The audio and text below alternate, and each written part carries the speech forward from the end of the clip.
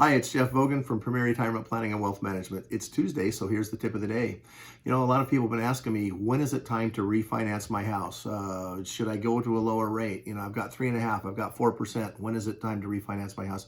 First of all, I am not afraid of having a mortgage, especially if you can get a 3% rate or better. Debt does not bother me when you can make in a safe way more than 3%. And there's plenty of ways to do that. We've got insured products, not CDs, not government bonds that pay 1 or 2%, but we've got insured products that have a much higher than 3% average rate of return. So if you want to keep liquid, it's totally cool, in my opinion, to keep some safe money aside so you have that liquidity. And mortgage that house up if you want to. I mean, if you can get a really low rate, lower than what you're making on your other investments, that's fine.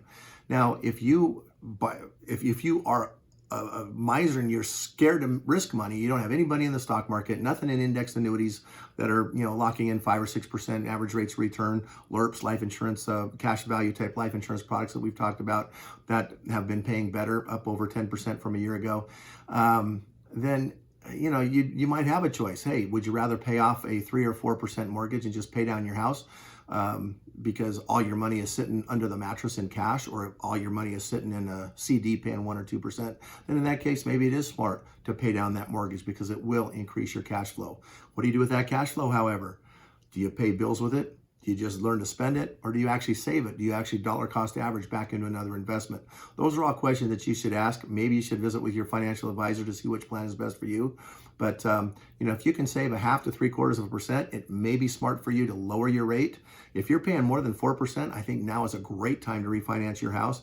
And if it's just because you only owe for a few more years, you can get shorter term mortgages than 30 years. You can mortgage for 15 years maybe, or maybe you get rid of that 30-year mortgage that you took out 10 years ago that you still owe 20 years on. Maybe you can refinance at a lower rate for 15 years and be done with that house payment in a lot shorter period of time at a lower interest rate. So don't forget the mortgage as being a vital part of your investment or your financial plan.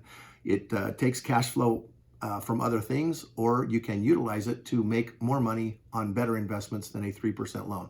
So again, weigh those two things together to decide how a mortgage fits into your plan, and whether it makes sense for you to continue to have that mortgage on your home or to pay it off. Of course, sometimes it just comes down to your own peace of mind and your own value system, and don't let an advisor talk you out of that. But do the math first, check your gut, and make sure you're making the right decision. If you have any questions on how a mortgage might fit into your plan, please give us a call at Premier Retirement Planning. I'll see you next week.